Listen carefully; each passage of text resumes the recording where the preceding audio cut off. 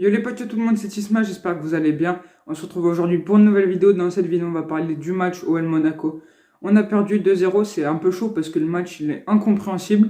On va parler aussi du match OL Lille qui se joue ce soir. Là, c'est un match des plus décisifs, une finale de championnat. On va peut-être la gagner, il y aura des retours, il y aura aussi des départs. On va aussi parler du marché des transferts et vite fait de la Super League. On en a parlé mercredi, on va en parler vite fait aujourd'hui parce que le projet commence à s'éteindre, mais il y a toujours une petite étincelle pour ceux qui sont pour la Super League. Bah, pas moi, moi je suis contre. Et allez, c'est parti. On va commencer par le match OL Monaco. On a perdu 2-0. C'était vraiment un des pires matchs de la saison. Mais pourtant, on a dominé toute la première mi-temps. D'ailleurs, je vais dire des stats avant, parce que, enfin, une stat qui sera représentative. Alors déjà, l'arbitre, c'était un arbitre assez mauvais. Il a fait beaucoup de fautes. Il y a eu un penalty pour Lyon. C'était carton jaune pour Memphis, pour simulation, on va dire. Il y a eu 7 cartons jaunes pendant ce match. C'est déjà beaucoup, franchement. Et 2 cartons rouges. Un pour Signali Diomandé un peu plus tard qui a causé un penalty et le premier but de l'AS Monaco. Et aussi plus tôt dans le match, Rudy Garcia, je sais pas ce qu'il a dit, mais il avait pris un carton rouge, il sera absent pour le match OL Lille donc ce soir. L'arbitrage a été clairement mauvais, on l'a dit, on va le redire. Franchement, il faut arrêter de mettre des arbitres comme ça. C'est pas la première fois que cet arbitre-là nous refuse des buts et des trucs, nous refuse des buts, met des cartons à l'Olympique Lyonnais, d'après Rudy Garcia en conférence de presse.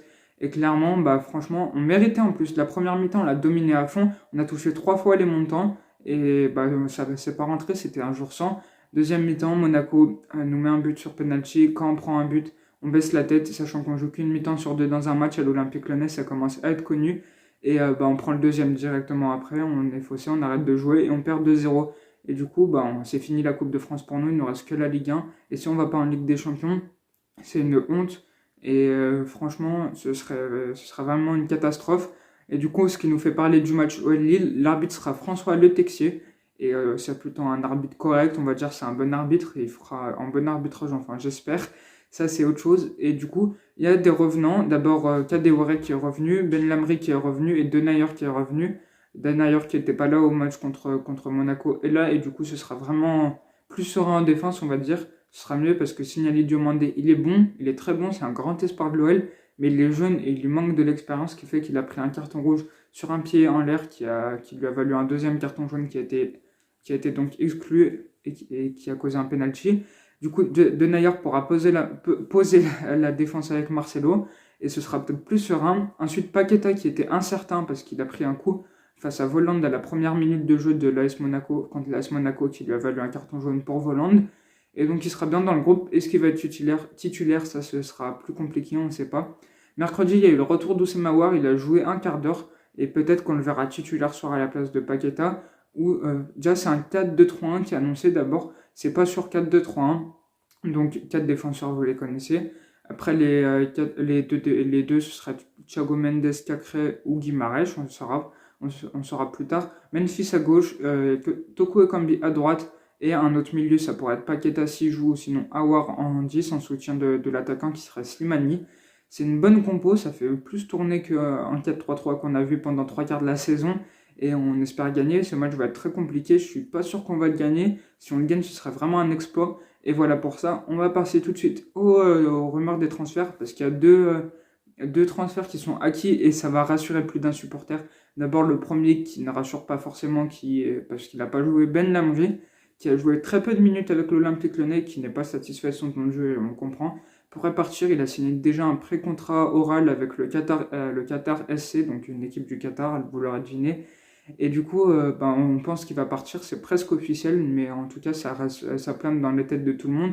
Et le deuxième départ, cette fois, il vous soulage, c'est Rudy Garcia qui serait à 99% de chance de partir parce que l'équipe n'a pas progressé, n'a pas trop progressé avec lui. Et même s'il gagne le titre, ce qui serait vraiment exceptionnel aussi, il devrait partir. Et pour qui va le remplacer? Si c'est pas Galtier, ça pourrait être quelqu'un d'autre, mais j'espère que c'est Galtier.